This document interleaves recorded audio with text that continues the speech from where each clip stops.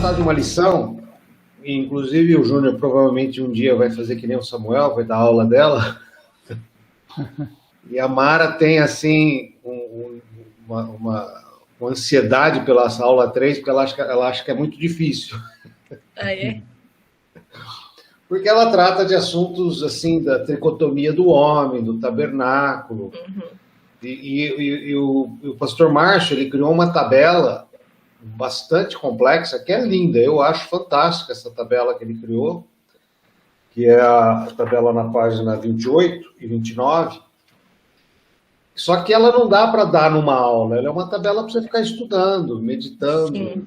lendo, relendo, lendo de novo. Então a gente nem vai ficar muito em cima dela, Então, porque ela está cheia de revelação, está cheia de conexões, está cheia de entendimentos, faz uma relação do tabernáculo com a tricotomia do homem.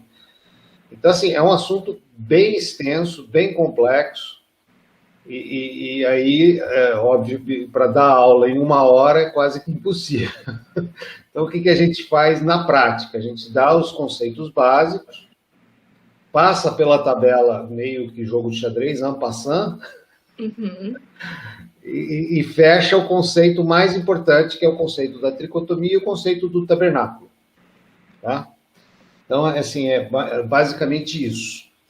E essa estrutura, né, quando fala da queda do homem e da reconciliação do homem, é muito importante a gente entender essa estrutura do homem e como que ela caiu e como que ela se restituiu. Tá? Então, logo no começo, em Romanos 5,19, vamos orar antes? Amém. Amém? Pai, nós te louvamos a Deus e te bendizemos por essa oportunidade de estarmos aqui reunidos. Sabemos, Senhor, que temos uma lição para estudar, mas não é a lição que vai nos alimentar, mas é o teu Espírito, a tua presença, a tua palavra, porque não estamos aqui para cumprir, Senhor, um ritual, ou um procedimento, ou uma tabela. Nós estamos aqui porque te amamos, Pai, e queremos ouvir tua voz, e queremos conhecer mais a ti, Pai, e penetrar no mundo dos mistérios, Pai, e desvendar mistérios, e desvendar o reino dos céus para que possamos manifestá-lo na terra. Em nome de Jesus é que eu oro. Amém. Amém. Amém? Então, Thalita, você pode ler lá Romanos 5,19, que está no topo da página 25. Porque, como pela desobediência de um só homem, muitos se tornaram pecadores, assim também, por meio da obediência de um só, muitos se tornarão justos. Isso. Por isso que Jesus é chamado do segundo Adão. O primeiro Adão pecou na desobediência e, consequentemente, todos nós perdemos a salvação através do pecado de Adão. E Jesus não pecou e todos nós resgatamos a vida eterna através da obediência de um só homem, também, que é o segundo Adão. Adão foi tirado do Éden e Jesus nos leva de volta ao Éden. É um caminho de mão dupla, e é muito interessante isso, né? Porque desde a queda de Adão, Deus já tinha o projeto da restauração, da remissão e do caminho de volta para nós. E ele sempre foi um Deus de chances. Adão pecou, ele deu uma segunda chance. Adão, ele sacrificou um animal, tirou a vergonha de Adão, fez umas vestes.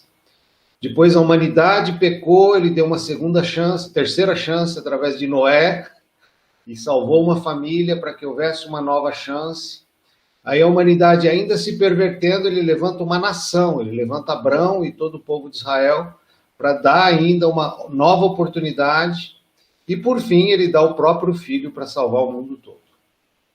Então, assim, Deus é um Deus que nos dá sempre o poder da reconciliação, que é diferente do que ele fez com os anjos. A história que conta a Bíblia é quando os anjos pecaram, quando Lúcifer tentou tomar o poder e todo o seu exército de 1/3 dos anjos, eles foram condenados eternamente.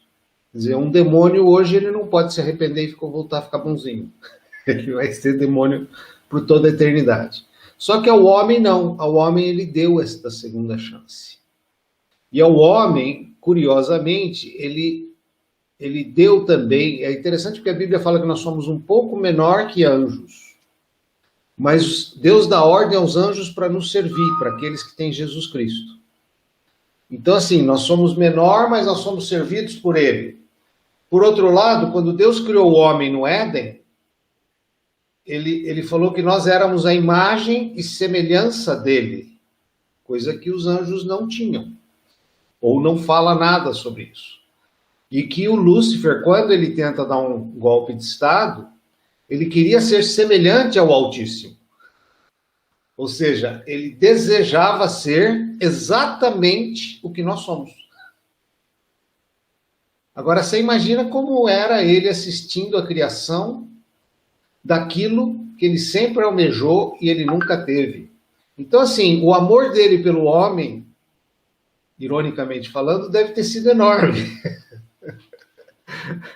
Tanto é que ele fez já toda a cilada para que o homem caísse. E ele tinha convicção que a queda do homem seria como a dele, eterna.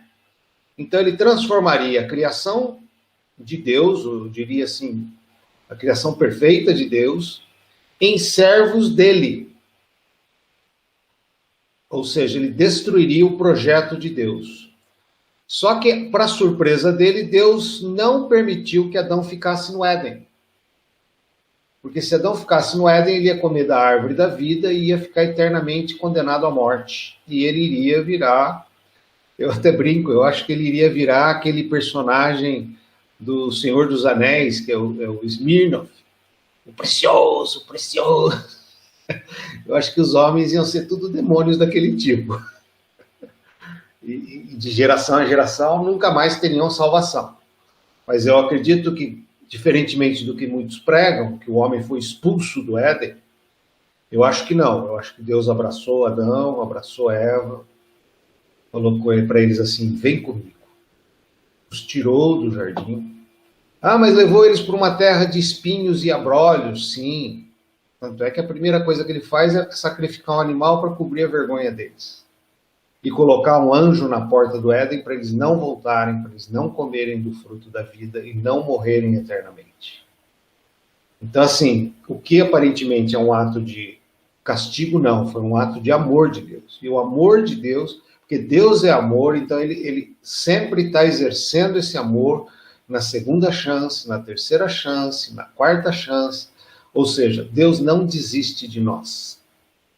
Às vezes a gente fala, agora não tem mais jeito. Tem sim, é só se arrepender.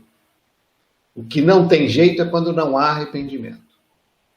Aí não tem jeito. Mas se há arrependimento, Deus se compadece de um coração quebrantado. Deus ele não deixa de perdoar aquele que se arrepende. Então, assim, é muito, muito bonito isso tudo, né? E ainda Deus diz para a mulher, quando ele fala que ela vai ter dores de parto e tal, mas ele também diz aqui em Gênesis 3,15 que a semente ferirá a cabeça da serpente. Ou seja, ele também promete à mulher um castigo ao diabo. E isso cria, curiosamente, uma operação revanchismo do diabo contra as mulheres.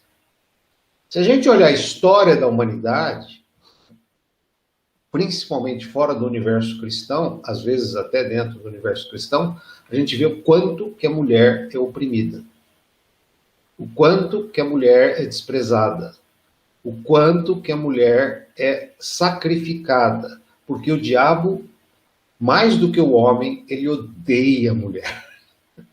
E ele persegue a mulher. E as mulheres, por muitas vezes, começam a achar que elas são inferiores. Quando, na verdade, elas são muito maiores do que elas imaginam. Porque se elas são o alvo da perseguição, porque delas surge aquele que pisa a cabeça da serpente. Ou seja, sobre elas está o poder de vencer. Olha que doideira. Então, assim, a gente precisa desmistificar um monte de conceitos, diria até que machistas, que a gente construiu e que está errado.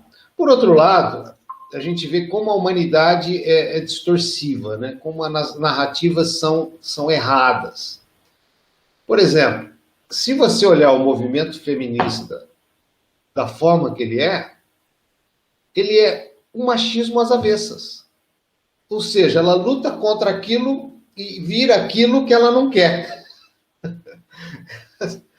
Pô, mas tem coisa errada aí, completamente errada. Porque a humanidade ela é influenciada por essas narrativas e é óbvio que o diabo ele tenta trazer distorções e compreensões totalmente abusivas. Se a gente olhar na Bíblia, a pessoa de Jesus Cristo e como ele tratava as mulheres numa sociedade extremamente machista, a gente vê que ele fazia exatamente o que nós fazemos nos nossos dias. Tratava com igualdade, sem acepção nenhuma, com equilíbrio, com serenidade, com integridade, com todas as características necessárias, de uma forma surpreendente para a época da qual ele viveu, porque Jesus não é de época, Jesus é do todo. Então, a gente aí começa a entender exatamente a realidade disso. Isso é muito legal. Então, a gente começa a entender, se você pegar aí logo no texto onde está escrito Gênesis 3,15, é exatamente essa parte que a mulher vai pisar a cabeça da serpente. E depois em Efésios, que nós somos salvos pela graça e não por obras, né? A gente confunde muito isso, principalmente na religiosidade, acha que tem que alcançar a salvação, tem que alcançar a graça, tem que receber o favor por mérito. Não, a graça é de graça e não tem preço. Deus nos dá aqueles que querem, aqueles que pedem, aqueles que confessam a Jesus. Tá? Com relação ao pecado, o pecado existia antes do homem, tanto é que Lúcifer e todos os seus anjos pecaram. Só que quando eles pecaram, foi tirado deles o livre-arbítrio. Que eu acho que muito da imagem de Deus é o livre-arbítrio que nos foi dado. Tanto é que eles tinham escolha, eles podiam fazer as coisas erradas. E aí, quando eles fizeram, foi tirado deles, dos demônios e de Lúcifer, o livre-arbítrio, foram condenados à eternidade, e também dos anjos. Os anjos não podem virar maus mais, eles não podem mais almejar isso. E que, no fundo, é uma figura de nós mesmos, na eternidade. Provavelmente, quando a gente for para a eternidade, a gente for para o céu, ninguém no céu vai virar mal. Então, assim, parece heterodoxo falar que nós não vamos ter livre-arbítrio no céu, não vamos ter o livre-arbítrio do bem e do mal, mas vamos ter o livre-arbítrio de adoração, de servir. Eu acho que vai ter trabalho no céu e vai ser prazeroso. A Bíblia fala de manjares, ou seja, vamos ter prazeres. Então, assim, vai ser um tempo que nós não temos a escolha de fazer o bem e o mal, mas temos uma vida abundante. E eu acho que uma das figuras, assim, nesse sentido, são os anjos, uma figura dos anjos que não tiveram segunda chance. E será, talvez, a situação nossa no juízo final. A gente passa a ser ou vida eterna com Deus, ou abismo eterno no inferno. Aí já não tem mais escolha, aí já não tem mais chance, aí já não há mais arrependimento. Então, o pecado, ele é anterior. E é interessante, se o Júnior lê aí João 8,44, como o mundo é.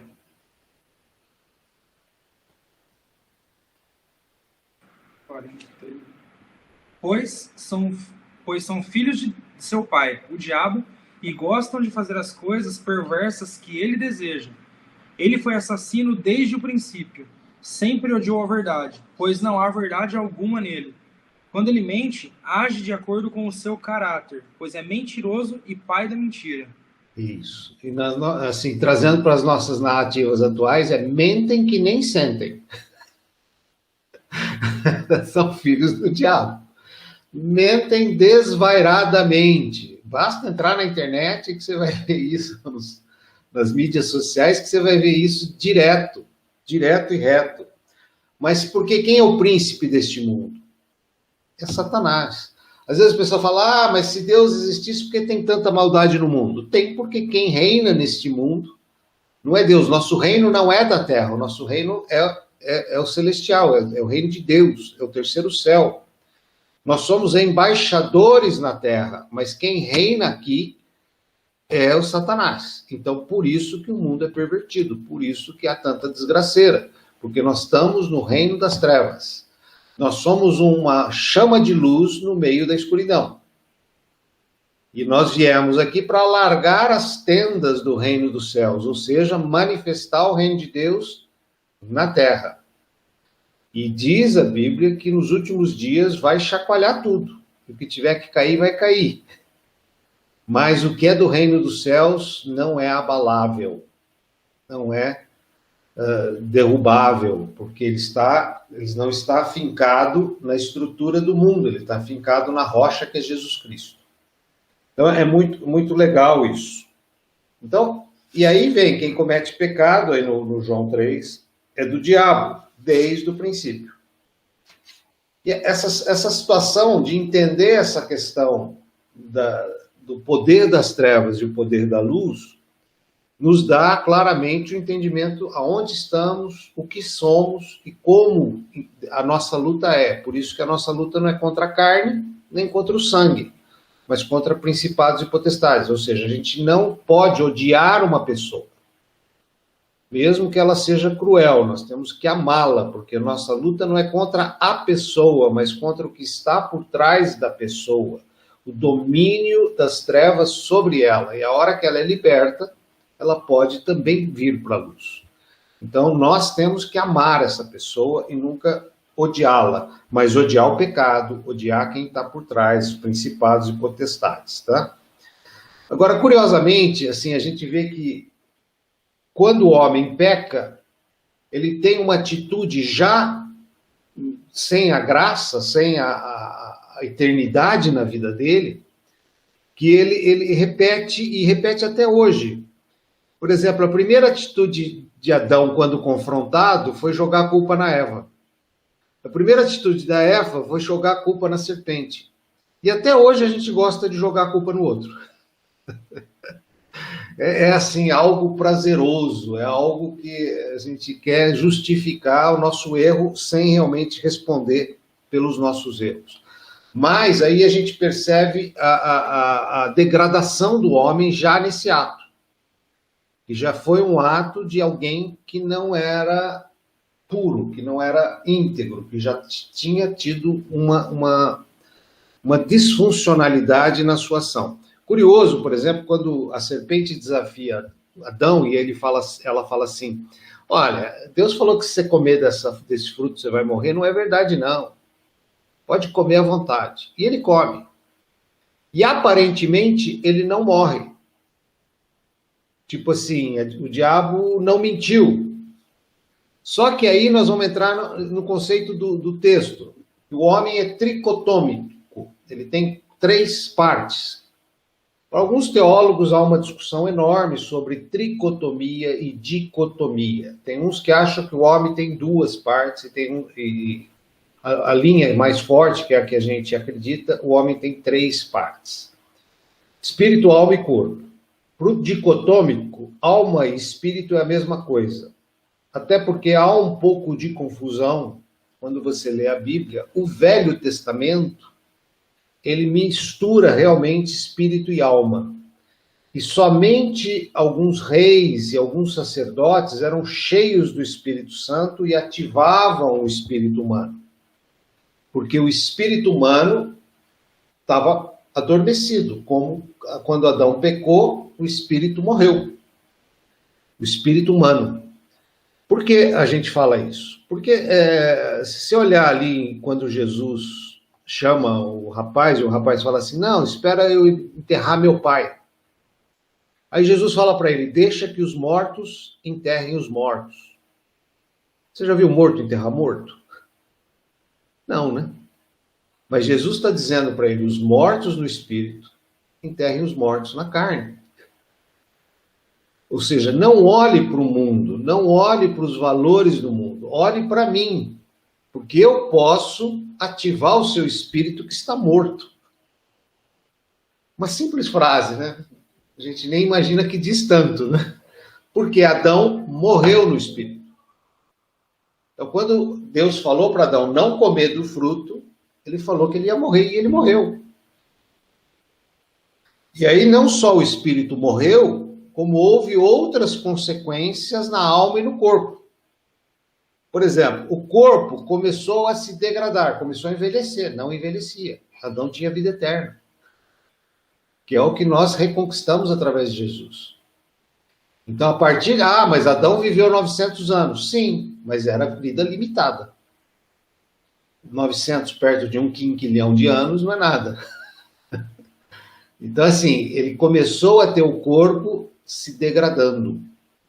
E a alma também passou a ser degenerada. Você vê os primeiros sintomas de uma alma degenerada, que ele teve medo, ele teve vergonha, que ele se sentiu abandonado, se sentiu órfão. Esses são os sintomas evidentes que a alma dele foi degenerada, que o corpo começou a ser degradado e o espírito morreu. Isso são os frutos do fruto da desobediência. Então, assim, às vezes a gente olha a cena, não, mas o diabo não mentiu, ele realmente não morreu, né? Não, ele morreu e ele passou a ter um corpo mortal e ele passou a ter uma alma cheia de fraquezas, que é a nossa herança, que é o que nós somos hoje. Nós somos esse corpo que degrada, não tem jeito, a gente vai ficando velho. Nós somos essa alma que degenera. E agora que nós temos o Espírito Santo de Deus ativando o nosso espírito, isso é só para os salvos, a gente pode começar a inverter todo esse processo. Olha que legal. Eu nasci de novo, recebi meu espírito humano de volta. Meu espírito humano, junto com o Espírito Santo de Deus, ele pode regenerar a minha alma, ou seja, remover os meus medos, tirar minhas vergonhas, tirar minha insegurança, tirar meu espírito de orfandade, tirar uma porção de fraquezas naturais, tirar o medo, a dúvida, a incerteza, a ansiedade, todas essas coisas, e trazer saúde ao meu corpo físico. Diz que o coração bom formoseia o rosto, é a melhor plástica que tem. Você tratar o seu coração e você vai ficar mais bonito. Tá? Então, assim, é interessante quando a gente vê isso e como realmente o reino de Deus é completamente contrário daquilo que a gente imagina. Né? Agora eu volto a ter que alimentar o meu espírito com o Espírito Santo de Deus, para o espírito humano alimentar e equilibrar a minha alma, e o meu espírito com Deus, minha alma equilibrada, me traz saúde física.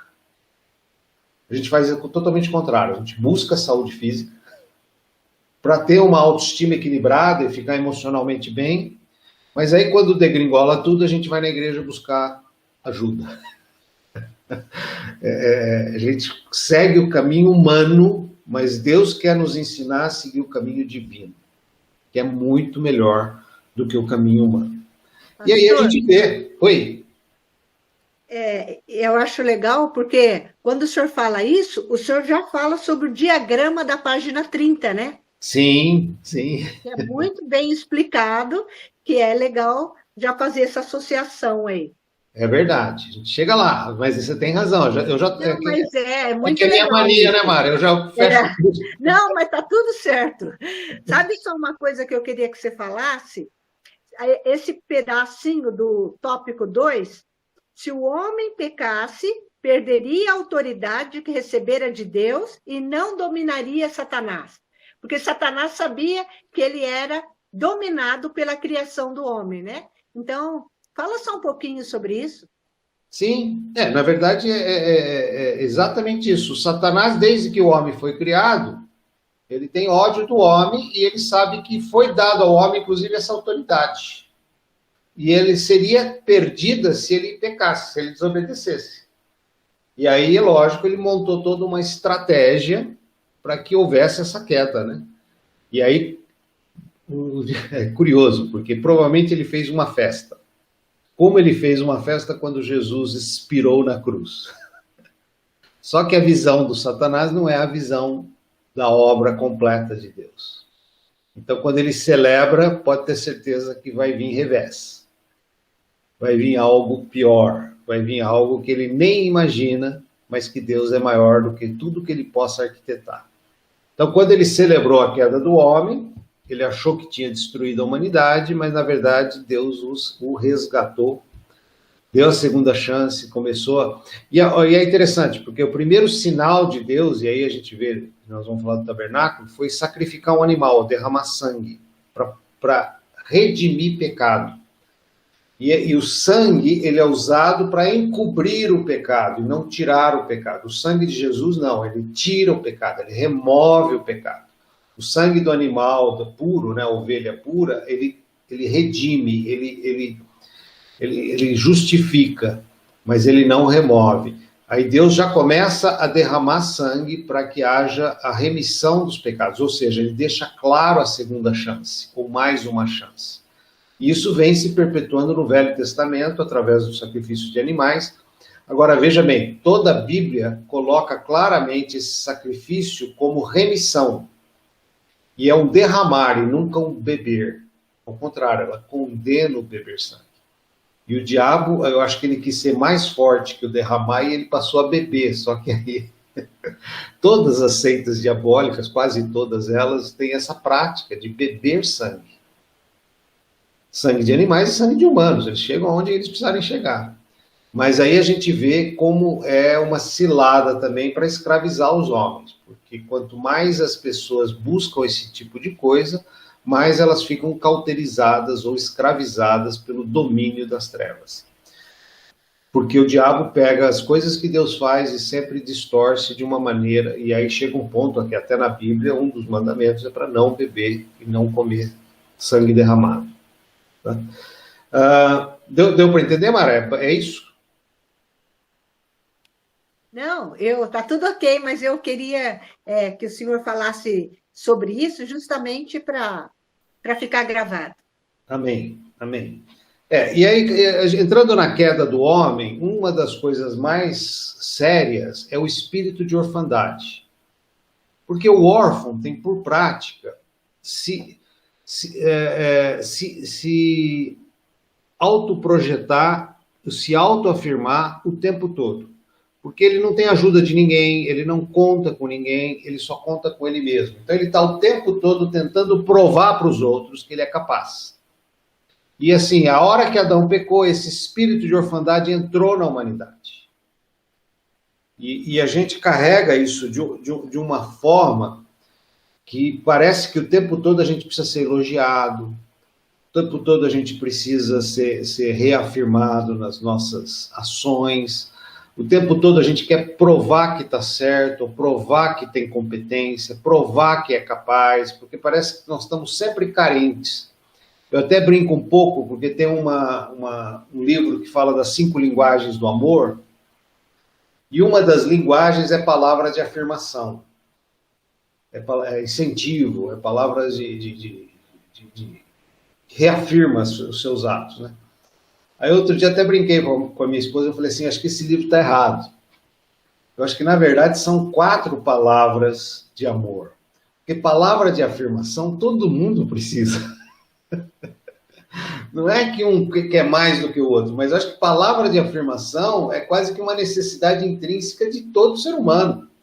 Porque nós que estamos nesse mundo, ainda sem uma profundidade da intimidade com o Pai, precisamos dessa palavra de afirmação o tempo todo. Na hora que a gente entra nessa intimidade com o Pai, sabe que Ele me ama incondicional, que Ele está comigo o tempo todo, que mesmo eu errando e me arrependendo, Ele me dá mais uma chance sempre, que Ele para o universo para me ouvir, que Ele é um Pai que não me acusa de nada. Eu começo a enfrentar essa necessidade de palavra de afirmação um pouco mais seguro. Eu já não preciso tanto disso, porque eu sei quem sou, eu tenho a minha identidade de filho, ou seja, eu vou deixando esse espírito de orfandade para adotar o espírito de filho de Deus. E o espírito de filho de Deus não é órfão. Tanto é que o próprio Jesus, quando ia embora, falou, não vos deixarei órfão, vou mandar o Espírito Santo. Então, assim, ele não veio para manifestar o Pai e nos abandonar de novo. Não. Ele veio para manifestar o Pai e nos cobrir com o espírito de adoção de filhos e remover de nós toda essa insegurança da orfandade. Então, depois da queda, isso entrou muito forte e até hoje está em todos nós.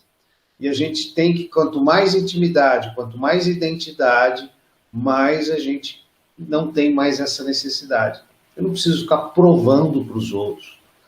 Por exemplo, o Júnior está começando a pregar na igreja. Vou usar o Júnior como... Para ele é muito importante alguém chegar e falar, mandou bem, cara. Porque ele está no processo começando. Mas vai chegar um dia que ele sabe o pai que tem e ele vai trazer uma palavra e ele sabe se ele acertou, glória a Deus, se ele errou, o pai vai corrigi-lo, mas ele não precisa provar nada para ninguém. Não que ele seja independente, mas ele vai ter um coração de filho. E é interessante que uma vez o Valmir, que faleceu, eu lembro que ele ia pregar a primeira vez e ele falou, pastor, eu estou apavorado, ainda mais com a sua presença aqui. Minhas pernas estão tremendo. Eu falei, que bom, Valmir, porque o dia que elas pararem de tremer, aí você tem que começar a ficar preocupado. Porque enquanto as pernas tremer, mostra que você tem temor a Deus. Agora, o dia que você falar, não, eu tiro de letra, tranquilo, eu nem preparei nada, o Espírito Santo vai falar comigo. Não, aí você para, você está entrando numa dimensão de se achar Deus, é perigoso. Então, e é um barato, porque ele sempre falava isso. Ele falou, inclusive eu lembro, faz já uns 10 anos e tal, o pastor falou isso, eu falei, continua tremendo? Então tá bom. Porque eu até hoje tremo, inclusive para dar uma aula dessas.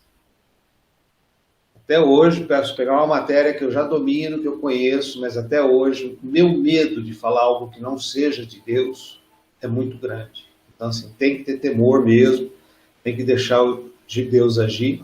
Por outro lado, a gente sente o amor do Pai. Eu tenho, assim, preparo a palavra de domingo, preparo quando vou pregar, preparo essa aula que eu vou dar, mas eu tenho, assim, Deus, que eu não fale por mim, que eu diminua para que Jesus cresça. E a misericórdia de Deus é enorme. No meio de uma pregação, eu tenho lá minhas folhinhas que todo mundo reclama que cai, porque eu vou anotando em papelzinho, e eu faço isso por uma questão simples. Às vezes eu estou dormindo, eu acordo e eu escrevo. Às vezes eu estou no meio do culto, Deus dá um insight e eu escrevo. E aí eu junto um monte de papelzinho quando me chamam para pregar, para ver o que Deus falou comigo aquele tempo todo. E aí é o trabalho mais difícil, que eu tenho que pegar aquele monte de mensagens que eu ouvi e numerá-las, para dar uma lógica para aqueles pensamentos, para poder chegar a uma mensagem, ou uma ideia, alguma coisa que tenha coerência, né? Mas aí eu vejo a misericórdia de Deus, quer dizer, quando você age sempre buscando a revelação, a intimidade, você recebe no meio da pregação, não está escrito em nenhum papelzinho, um insight. Aí você fica assim, mas de onde eu tirei isso? Como é que eu lembrei desse assunto? Assim, do nada, ele vem pelo Espírito Santo. Então, isso é esse processo de você ser coberto do espírito de orfandade para o espírito de filho. Tá? Então, o homem, depois da queda, ele busca o arrependimento, ele busca a confissão e ele busca a restauração dessa imagem de filho e não mais de órfão. Isso é fundamental. Aqui nós vamos tentar trabalhar a questão do tabernáculo. Eu não sei se... você não tem nenhuma foto do tabernáculo, né, Samuel, para colocar para nós? Se não tiver, eu acho que eu sei. Tela inteira? Eu tenho, sim. Tem? Tenho. Ah, legal. Deixa eu ver aqui. O tabernáculo é uma figura que eu acho fantástica do Velho Testamento. Foi um projeto que foi dado a Moisés de uma tenda. E Moisés executou ela de uma forma fantástica através de um arquiteto que chama Bezaliel, acho que foi uma coisa assim, que era um artesão, e o ajudante dele, e eles executaram exatamente do jeito que Moisés descreveu e do jeito que Deus mostrou para Moisés. É um projeto que tem a tenda tem um átrio, né, um pátio aberto, está dentro de um pátio que chama átrio, e na tenda tem 2 ambientes, o santo lugar e o santíssimo lugar. Esse tabernáculo, curiosamente, ele era feito de tecidos de pele de animais, e ele era removível. Ou seja, você implantava ele, eles construíram o tabernáculo, aí existia uma nuvem que seguia eles no deserto, a nuvem parava, eles montavam a tenda embaixo dessa nuvem, e eles ficavam ali até a nuvem ficar ali. Quando a nuvem se levantava, eles desmontavam o tabernáculo e levavam esse tabernáculo para onde a nuvem os direcionava ali no deserto. E em volta dessa tenda ficavam as 12 tribos. Então elas eram distribuídas, 3 de cada lado, e as barracas de todas as tribos ficavam distribuídas em volta do tabernáculo. Está vendo aí? Estamos vendo, tá legal. E aí você tinha cada tribo com a sua organização, bonitinho, e no meio das tribos o tabernáculo. E toda vez que eles saíam, eles desmontavam e carregavam o tabernáculo para outro lugar. E a gente usa uma expressão que eu acho fantástica, que assim, nós vivemos um tempo de tabernáculo, nós tabernaculamos. O que é isso? O Espírito Santo habita em nós. Ou seja, o Santíssimo Lugar agora está dentro de nós. E também somos revestidos de pele e nos locomovemos. Então nós devemos seguir a nuvem de glória. Nós devemos parar quando a nuvem para, devemos andar quando a nuvem anda. Ou seja, nós temos que tabernacular. Olha que coisa interessante essa, né? Mas o tabernáculo ele é cheio de figuras e cheio de interpretações que é fantástico. Por exemplo, se olhar essa foto, você tem o átrio, que é a parte externa. Na parte externa do átrio, você tem o altar do sacrifício, que é onde está esse fogo. Tá? Então, aí eram sacrificados animais, aí era colhido o sangue, era posto num pote, que era levado lá para o Santíssimo Lugar para fazer expiação dos pecados. Atrás desse altar, você tinha a pia de bronze, que era onde o sacerdote se lavava. E, curiosamente, quando a gente faz a relação dessas coisas, a gente vê que o altar é o sacrifício de Jesus. Ele deu a sua vida por nós. A pia de bronze, onde o sacerdote se lava, é o batismo. E depois a gente entra no santo lugar, a gente entra na presença do Espírito Santo, entra no tabernáculo em si, e ali a gente tem várias figuras. No primeiro momento, no primeiro átrio, né? No primeiro sala, né? Nós temos 3 elementos. Tem o menorá, que é o candelabro de 7 velas, né? O de 7 lâmpadas. Tem a mesa de pães e tem o altar do incenso, que fica ali na frente do Santíssimo Lugar. Desses 3 elementos, que é o santo lugar, para o Santíssimo Lugar, você tinha o véu. E não era um véuzinho qualquer, um véu de 9 centímetros de largura, devia ser um blackout daqueles dos mais especiais do mundo. E ninguém penetrava no Santíssimo Lugar sem ser o sumo sacerdote, e ele só fazia isso uma vez por ano. E morria de medo de fazer isso, porque ele entrava na presença de Deus, e na presença de Deus, se ele tivesse pecado, ele era fulminado, ele morria. Tanto é que diz a história que eles tinham uma corda, né, em torno das vestes, e essa corda ia até o lado de fora do véu, e ele tinha sininho ao redor da borda da túnica, e ele ficava andando de um lado para o outro. Se os sininhos parassem de tocar, sinal que ele morreu. Aí, como ninguém podia entrar lá no Santíssimo Lugar, ele era puxado pela corda para fora, porque o sacerdote morreu. Então, assim, e eu imagino realmente que devia ser um momento de êxtase, um momento na presença de Deus muito forte. Hoje nós temos, assim, algumas pessoas que testemunham isso. Eu já tive algum sintoma, não muito tão profundo assim, mas já tive. Pessoas que tremem e que caem e ficam, às vezes, dias totalmente sem controle do físico, e tem visões e tal. Eu acho que a presença de Deus era mais ou menos isso para o sacerdote. Devia mexer com toda a estrutura dele. Tá? E é interessante porque cada um desses tem uma figura, né? Por exemplo, o candelabro, ele seria relacionado ao óleo da unção, mas ele é luz.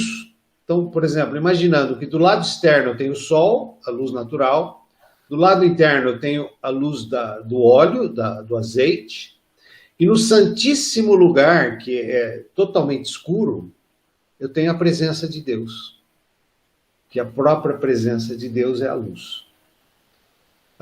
Os pães, eu tenho ali os pães do sacrifício, são 12 pães, acho que devia ter alguma relação com as tribos. A mesa de pães, né, que significa a comunhão entre os irmãos, o relacionamento, a igreja, a gente já estudou, vai estudar sobre isso. E o incenso, que são as orações. Então, assim, são 3 elementos que estão ali representando a nossa vida com Deus. O óleo da unção, o Espírito, as orações, que é o altar de incenso, e a comunhão com os irmãos, que é o pão. Tá? E aí eu entro no Santíssimo Lugar, que eu tenho essa Arca da Aliança, e no topo da Arca da Aliança, a tampa da Arca da Aliança, a gente chama de propiciatório. Nesse propiciatório, nessa tampa, você tem 2 querubins, ou 2 anjos, que tocam as asas, e a Bíblia diz que quando o sacerdote entrava ali, que Deus falava do meio das asas dos querubins. Ou seja, a voz provavelmente saía do meio dessa tampa para o sacerdote, e ele recebia ali todas as instruções para o povo de Israel. E dentro da arca tinha 3 elementos também. A tábua de pedra que Moisés recebeu lá no Monte Sinai, a vara de Arão que floresceu, e um pote de maná, que foi o pão que caiu dos céus. Então, esses 3 elementos, também com todas as suas figuras, né? Você imagina que a tábua de pedra é a palavra impressa no coração dos homens, a vara de Arão é a autoridade sacerdotal, e o maná é a presença de Deus diária. Então, o tabernáculo é cheio de figuras, os véus, os degraus, tudo que compõe o tabernáculo é fantástico. E aí, na época de Salomão, ele fez o templo. E o templo, ele reproduz esse tabernáculo. Ele tem o santo lugar, ele tem o santíssimo lugar e tem os átrios. Tá? Então, mas tudo começa aqui. A única diferença é que o templo foi destruído. E o tabernáculo, ele era de pele e era removível, que na verdade nós vivemos hoje o tabernáculo. E o que é mais interessante, quando Jesus expirou na cruz, o véu que separava o santíssimo lugar do santo lugar foi rasgado de cima a baixo e não de baixo a cima. Ou seja, o próprio Deus rasgou e nos deu livre acesso. E aí nós temos uma figura na Bíblia do tabernáculo de Davi, que Davi, quando ele foi buscar a arca, ele refez um tabernáculo, só que ele refez um tabernáculo sem véu. Eles cantavam 24 horas por dia na presença de Deus e da arca da aliança, e entravam na presença de Deus 24 horas por dia. Então, assim, Davi já estava dando uma mensagem que nós receberíamos o Espírito Santo e que teríamos acesso à presença de Deus sem véu, porque Jesus rasgou o véu. Então, agora, nós não precisamos mais ficar apavorados e ficar com o sininho tocando que vamos ser consumidos. Nós vamos ser consumidos, sim, com a presença de Deus cada vez maior em nós, e que nós diminuamos para que Jesus cresça em nós, e esse é o projeto de Deus, para que a gente possa tabernacular. E aí Davi, já com essa imagem de tabernáculo, eu acho que já era uma revelação divina de Jesus e do Espírito Santo dentro de nós. Ele tinha uma prática que eu acho fantástica. Ele tinha um louvor, ou uma adoração 24 horas por dia. E a Bíblia fala para a gente orar sem cessar. Ou seja, nós temos que ter um coração que adora a Deus 24 horas por dia. 24/7, né? É a nossa expressão. Então, gente, isso aqui é assunto que não acaba mais. É informação que não acaba mais. A gente pode ficar aqui no tabernáculo a vida toda. Mas eu quero dar um entendimento também sobre a tricotomia humana, que é muito legal. E sempre entender que quando, em 1 Tessalonicenses 5:23, Jesus fala sobre a tricotomia, ou Deus fala sobre a tricotomia, na verdade é uma carta de Paulo, ele fala de espírito, alma e corpo, e não de corpo, alma e espírito. Tudo no reino de Deus é o contrário do nosso. Quando Isaías, ele fala que voarão como águia, correrão e não se cansarão, andarão e não se fatigarão, ele não é um avião decolando, mas ele é um avião pousando. Eu ando no espírito, eu voo. Eu corro, é minha alma, e eu ando, é meu corpo. Ele usa também uma figura inversa do que a nossa lógica, que é decolar, é andar, correr e voar. Mas ele usa a lógica de voar, correr e andar. Então, isso assim, é muito interessante. Então, para entender espírito, alma e corpo, Samuel, vamos tentar pegar para o slide 3 em diante.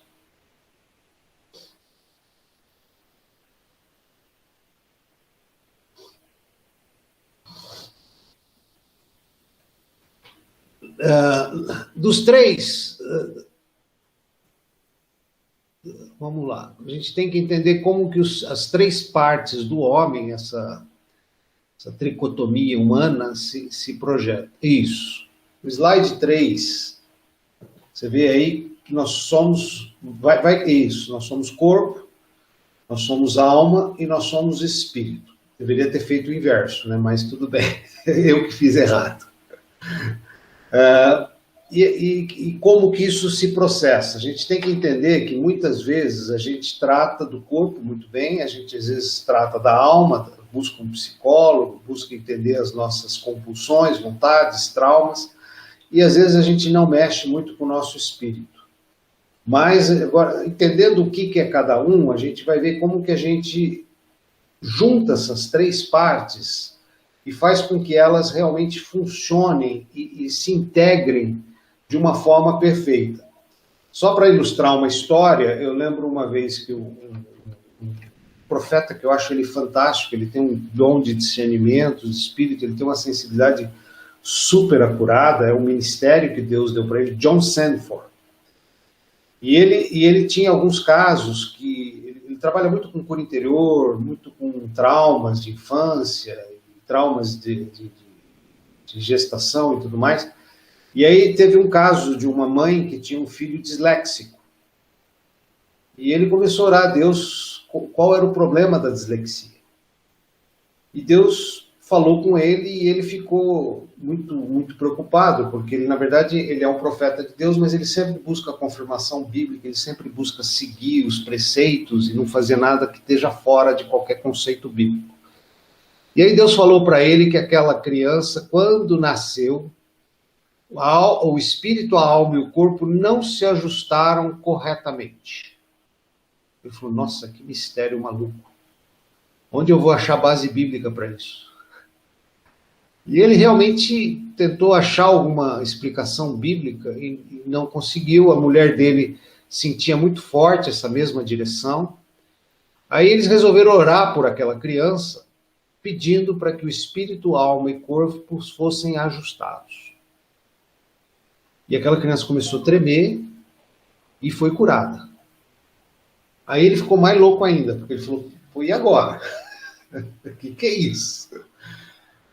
Lógico, você tem algumas bases bíblicas de mistérios, da manifestação do Espírito Santo. Nós mesmo, como igreja, vivemos o dente de ouro, vivemos o pó de ouro. Eu mesmo já orei e vi pó de ouro brotar na mão das pessoas. Eu já vi graveto ficar em brasa no monte, né? Você vai orar no monte, você vê o graveto ficar em brasa. Trouxe até para casa, só que no dia seguinte estava apagado. Ele não virou mais do que um galinho que eu precisei jogar fora. Não acendeu mais. Mas a gente vê esses sinais não estão na Bíblia. Mas se é de Deus, o fruto seria bom. E aí ele começou a orar e buscar direção, e ele falou, olha, eu tive pessoas que receberam a cura na hora, pessoas que receberam a cura depois de anos de oração nesse sentido, e pessoas que nunca foram curadas. Entender esse mistério, eu não sei. Mas é interessante a gente saber que a gente tem essas três partes e como que elas podem estar harmonicamente interligadas. Pode seguir, Samuel. O corpo, o que é o corpo? Se a gente pensar no corpo, o corpo é a nossa carne, é o nosso sangue. A dor, por exemplo, se eu der um beliscão na Mara, quem vai sentir dor, eu ou ela? Ela. A dor é uma coisa física, é uma coisa da carne, é uma coisa do corpo, é uma coisa pessoal. Então, tudo relacionado ao físico, habilidades físicas, ser atleta, pessoa forte, quer dizer, destra, aquela que tem habilidade de futebol, tudo isso aí é corpo. A aparência, gente, ser bonito ou feio, ser narigudo ou não, ter canela fina ou grossa, tudo está muito ligado a como que a gente se relaciona com a gente mesmo, nas nossas habilidades, nas nossas aparências e basicamente os 5 sentidos. O cheiro que eu sinto não é o mesmo que outra pessoa, às vezes, do meu lado vai sentir. E nem da mesma forma. O que eu estou vendo agora não é o que vocês estão vendo agora. Cada um vê de um ângulo, cada um vê de uma forma, cada um vê de uma maneira diferente. Isso está muito relacionado ao corpo. Então, isso fica claro que o corpo sou eu. Pode seguir. Eu comigo mesmo e a minha autoestima. Segue um pouco mais. Então, o corpo é o meu universo interior. Não tem nada a ver com os outros, não tem nada a ver com nada. A habilidade que eu tenho foi o que Deus me deu. A habilidade que eu não tenho, Deus não me deu. Eu vou ter que treinar para ter. E é interessante isso, porque nós temos habilidades naturais e nós temos habilidades adquiridas. Eu gosto de comparar, por exemplo, o Nelson Piquet com Ayrton Senna. Para quem é mais velho, viveu os dois. O Nelson Piquet era um cara que ele não tinha habilidades naturais, ele tinha habilidades treinadas. Ele era um estrategista. Ele, por exemplo, ele inventou o aquecimento de pneus, ele inventou o reabastecimento do carro, ele criou uma porção de coisas e acabou ganhando os campeonatos por causa da dedicação dele, do esforço dele, não porque ele era um piloto fenomenal. Já o Ayrton Senna, não, ele nasceu com habilidades próprias, ele já nasceu com o dom. E ele foi campeão porque ele tinha o dom. É bem assim, você olhar um jogador de futebol que nasceu com o dom e aquele que treina e fica bom. Você pode até olhar, por exemplo, um Pelé e um Zico. O Zico foi treinado desde criança para ser bom. O Pelé nasceu bom. Mas assim, então o corpo trata muito disso, do que é natural meu. Eu comigo mesmo. E aí fica fácil entender como que a gente relaciona o corpo, alma e espírito. Entrando na alma, o que é a alma? A alma são as emoções, os sentimentos. E eu não tenho emoções se eu não tiver comparações, se eu não tiver relações com outras pessoas. Porque eu me entristeço e me alegro dependendo das circunstâncias à minha volta. E não eu, o ermitão na caverna. O ermitão na caverna, ele fica meio apático, ele não sente nada. Ou o frei no monastério, ele fica lá clausurado num quarto. Tá? Então tem muito a ver com a personalidade. A personalidade é a persona, é o personagem que eu exerço na sociedade. Então, essa pessoa que eu sou na sociedade é a que me faz a minha personalidade. O temperamento, como se eu sou fleumático, se eu sou colérico, as minhas vontades, os meus desejos, se eu quero ter um carro, tudo isso está relacionado ao meu meio social. E os pensamentos, o intelecto, por exemplo, como é que eu vou saber se eu sou inteligente ou não se eu não me comparar com os outros? Se eu viver na caverna? Eu não vou saber, porque eu vivo sozinho. Então, a inteligência, o pensamento, a vontade, as emoções, isso tudo tem a ver com a minha relação social, com a minha vida terrena, com a minha comunhão com as pessoas, com a família, com o trabalho, com os irmãos da igreja. É o que eu chamo de relação horizontal. É eu no mundo. Sou eu com as pessoas à minha volta. Sou eu com a cidade que eu moro. Sou eu com a nação que eu habito. Sou eu com as circunstâncias que eu vivo. Então, a minha alma ela é afetada pelo meio social. O meu corpo ele é afetado eu comigo mesmo. É eu no meu casulo. A minha alma não, é eu na cidade. É eu fora de mim, com a sociedade à minha volta. E o meu espírito, ele exatamente o complemento. Só voltando à questão dos temperamentos, a gente tem um livro do Tim LaHaye, mas na verdade já tem alguns outros livros mais modernos, que tem um quinto temperamento que não está aí, é o supina, mas esse ainda é muito bom. São os 4 temperamentos, sanguíneo, colérico, melancólico e fleumático. Todos eles têm qualidades e defeitos. Todos eles, a gente tem um dominante e um outro que é menos intensivo. E é importante a gente conhecer o temperamento das pessoas, principalmente casal e filhos, porque nós não podemos tratar as pessoas com igualdade. Cada um tem um temperamento, cada um tem uma forma de reagir, cada um tem uma forma de pensar. Por exemplo, o cara colérico, que normalmente é imperativo, quando ele é líder, ele fica num desespero, porque ele não acha ninguém igual a ele. E ninguém acompanha ele, ele é muito rápido. E aí ele se sobrecarrega, porque ninguém faz do jeito que ele queria que fizesse. E às vezes ele está de um lado de um cara que é fleumático, que é aquele zen, que é aquele cara que tudo, vamos lá, vamos ver, eu vou estudar, eu vou orar. Então assim, aí eles entram em conflito, quando na verdade eles são complementares, não existe quando a gente começa a entender o outro, a gente começa a se relacionar melhor. Isso é importante até para educar filhos, para o casamento, para tudo. Porque a gente tem uma tendência a achar que os outros pensam igual a gente, achar que os outros devem agir como a gente. E, na verdade, isso não é verdade. Cada um tem o seu temperamento, cada um tem a sua maneira de ser. Por exemplo, o Eugênio, que somos muito ligados à parte artística, Eugênio na música e eu na arquitetura, nós temos uma tendência a sermos melancólicos. Todo mundo que é na área de artes tem uma tendência à melancolia, à depressão. Então, assim, são coisas que estão mais conectadas ao nós. O colérico, ele já fala, frescura. Isso é tititi, é mimimi. Então, assim, não é isso. Cada um tem a sua característica. As linguagens do amor que eu citei antes é muito importante. Por exemplo, a gente tem uma tendência a achar que o outro gosta daquilo que eu gosto. Por exemplo, eu gosto de toque. Eu gosto que coce as minhas costas, mas coce com prazer, com unha. A Silvia já não, ela já nem gosta de toque, nem gosta que toque, que fique coçando. Aí, para eu agradar ela, eu tenho que alisar as costas, eu não posso coçar as costas. Aí ela quer me agradar, ela alisa minhas costas. Não, eu gosto do contrário. Quero que você coce as minhas costas. Então, assim, a linguagem de cada um é diferente. E quando a gente começa a entender o outro, é muito legal. Por exemplo, eu vou no Oba, aí eu compro lá meia dúzia de frutas. Bem, comprei frutas. Não, mas eu comprei as que eu gosto. E ela não gosta das que eu gosto. Ou ela chega em casa, bem, comprei essas frutas. Pô, bem, mas eu não gosto de nenhuma delas.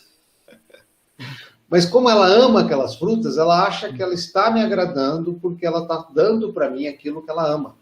Oh. E, na verdade, a gente tem que... Não precisa passar na frutaria. A gente tem que perceber isso. Não. Samuel, está aberto o seu microfone. Desculpa. A gente tem que perceber isso, porque aí quando a gente entende isso, a gente vai usar a linguagem do outro quando a gente quer agradar o outro. Mas a nossa lógica humana não pensa assim. Não, se eu gosto disso, ele vai gostar. Então, aí eu venho aqui, por exemplo, com... Não sei, por exemplo, o gosto de cada um. Mas vamos supor que o Samuel odeia gorgonzola. E eu amo gorgonzola. Pô, vou comprar um queijo para o Samuel. Eu vou lá e dou um gorgonzola para o Samuel. Ele, como é educado, fala, puxa, obrigado e tal. Amei seu presente. Vai chegar em casa com a Sofia e falar, Sofia, vê quem gosta disso e dá para alguém. Porque eu estou usando a minha linguagem e não a dele. Isso é muito legal, quando a gente começa a entender essas características de corpo, alma e espírito, a gente começa a entender como que a gente cura isso. E aí vem a cura, vamos para o próximo, que é o espírito. Que quando eu ativo o meu espírito, o que é o espírito? São os atos de fé, atos proféticos, o que as mulheres chamam de sexto sentido, que os homens têm e não sabem, mas têm. Só para vocês terem ideia, como os homens têm, as mulheres também têm, e no mundo profético é maluco. Eu conheço um profeta, John... Depois eu lembro o nome dele. E ele é profetão mesmo, ele é aquele cara que tem visão, tem sonhos, tem tudo. E ele estava num culto, e aí ele teve uma visão. Ele pegou um papel e escreveu a visão dele. Aí ele teve uma outra visão, ele pegou o papel e escreveu a outra visão. E a mulher dele do lado. A mulher dele falava assim, não, você é profeta, você tem visão, você tem sonho, eu não tenho nada disso. Isso não é para mim. Deus não me chamou para esse ministério. Aí ele pegou, cutucou a mulher e falou assim, o que você está pensando? Falou, nada. Não. Tenta buscar na sua memória o que você está pensando. Estou pensando isso. Tá, tem mais alguma coisa? Estou pensando naquilo. Então, cá. Aí as duas coisas que ela falou, ele pegou o papel dele e falou, ó, eu tive essas duas visões, exatamente o que você pensou. Então, Deus fala com você, mas você não sabe ouvir. Deus fala nos seus pensamentos, mas você não consegue perceber que é Deus falando. Então, existe os sextos sentidos que a gente tem que desenvolver. Existe o ato profético, existe atos de fé que a gente tem que desenvolver. O caráter também é uma atitude do Espírito Santo, diferente do temperamento. O caráter, ele pode ser transformado, ele pode ser curado, ele pode ser sarado. Então, assim, o cara que é mau caráter, não tem jeito, pau que nasce torto, morre torto. Não, a gente conhece um carpinteiro que conserta pau torto. Tá? A famosa intuição. Intuição é um negócio louco, né? Eu não sei se só acontece comigo, que sou homem, mas assim... Quando a mulher fala, bem, eu não gostei daquele cara, ou bem, isso não vai dar certo, a gente contra-argumenta, a gente discute, não, você não sabe nada desse assunto, não, o cara é legal, e a gente quer provar que a pessoa está errada e dá com os burros na água, mas depois fica ruim, né? Porque você insiste, aí você erra, aí a pessoa fala, tá vendo? Falei? Mas agora, assim, depois de maduro, eu aprendi a ouvir, a intuição, ela existe.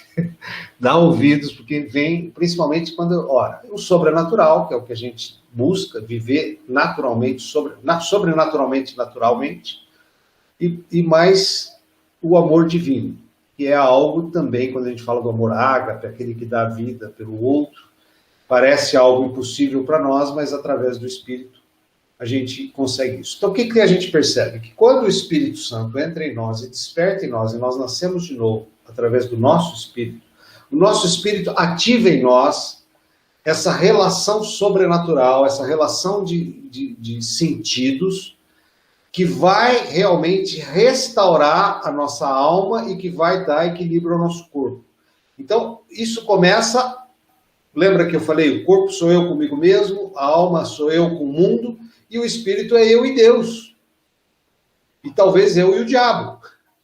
Então, dependendo de como eu alimentar meu espírito, eu vou alimentar o cabeça do meu corpo, da minha alma, e eu vou ter consequências no resto do corpo e no resto da alma. Então, assim, se eu pecar ou se eu me alimentar do pecado, eu abro um portal para o mal entrar e o mal vai trazer consequências para a minha alma e para o meu corpo. Se eu me alimentar de Deus, Deus vai entrar e vai trazer consequências positivas para a minha alma e para o meu corpo. Então, se eu tenho gratidão, provavelmente eu vou ter prosperidade, ou vou ter paz. Se eu tenho ingratidão, provavelmente eu vou ter tribulação e doenças. Mais de 80% das enfermidades hoje já são características de fundo emocional. Então, assim, como eu alimento o meu ser, eu vou ter a lei da semeadura, o retorno disso. Então, assim, alimentar o espírito alimentar a alma e a alma alimentar o corpo. Só que eu tenho que começar lá direito. O meu espírito se alimenta de Deus, da paternidade, da filiação, da intimidade com o Pai, que o Pai é amor, gente. O Pai é amor 100%. Qualquer pensamento de acusação não vem de Deus. Não vem de Deus. A gente tem que entender isso. A gente costuma dar valor a uma acusação e colocar lupa nela e fazer uma formiguinha virar um elefante e ignorar uma promessa, ignorar uma bênção, ignorar uma palavra de amor.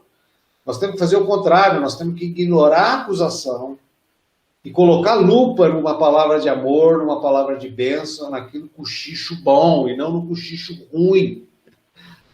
Aquela figura dos dois anjinhos, um anjinho e um diabinho, só que tem o seguinte, o anjinho fala pouco e o diabinho fala muito. Então a gente, de cada 100 pensamentos, a gente tem 90 negativos e 10 bons. O que a gente faz? A gente apaga os 10 bons e valoriza os 90 ruins. Não, eu tenho que apagar os 90 ruins e valorizar os 10 bons. É isso que eu tenho que fazer todo dia. Eu tenho que buscar o Espírito é esses 10 bons. O Espírito de Deus em mim. O amor de Deus em mim. E é isso que me vai fazer ter saúde, ter graça, ter um pensamento positivo, ter autoestima equilibrada. Todas essas coisas são consequência do nosso dia a dia.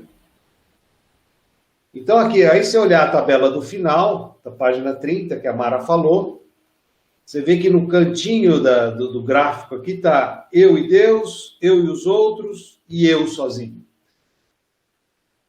É exatamente isso que a gente resumiu aqui. Legal. Então você tem o eu sozinho, eu e os outros, que seria a alma, e eu e Deus, que seria o espírito. Só que aqui está fora, porque aqui ele separa corpo, alma e espírito em círculos, né? Então aí você vê as 3 coisas da alma, as 3 coisas do corpo, as 3 coisas do espírito. Qual é a relação mais direta, né? Agora, setas legais é essa questão do crescimento, né? Conforme eu vou, quanto mais... Aqui nesse círculo, eu diria assim que a nossa vida tem que ser de dentro para fora e não de fora para dentro. Eu começo no espírito, do espírito eu vou para a alma e da alma eu vou para o corpo. Agora, você imagina, toda vez que eu fizer isso, dificilmente eu vou fazer as coisas erradas. Por exemplo, se eu sou provocado no trânsito, isso aí afeta a minha alma. Eu perco o controle, eu fico nervoso. Mas se eu estou cheio do espírito, eu tenho domínio próprio. Eu tenho controle sobre a situação. E que se eu perco o controle, fico nervoso e vou brigar, eu vou afetar meu corpo. Porque depois de uma briga dessa, você vai chegar estressado dentro de casa. Você vai chegar com os nervos à flor da pele. E isso vai afetar o físico, vai às vezes trazer até doença. Então, nós temos, por exemplo, traumas, uma perda muito forte, um luto. Se eu não me alimentar do espírito, fica muito pesado superar uma crise dessa. Fica muito difícil enfrentar uma crise dessa. Você se desfalece, você se entrega, você entra em depressão, seu corpo não reage mais. Mas se eu alimento o meu espírito numa luta dessa, eu renovo as minhas forças, renovo o meu ânimo, renovo a minha alegria. Então, assim, nesse tempo de narrativas, eu vejo às vezes as pessoas desanimadas, às vezes as pessoas olhando os acontecimentos, achando que não tem mais esperança. Não, filho. Não, existe a lei da semeadura, existe a lei do retorno, existe a lei do bumerangue. Cospe para cima, cai na cara. Fica em paz. as injustiças, as coisas erradas, elas custam caro.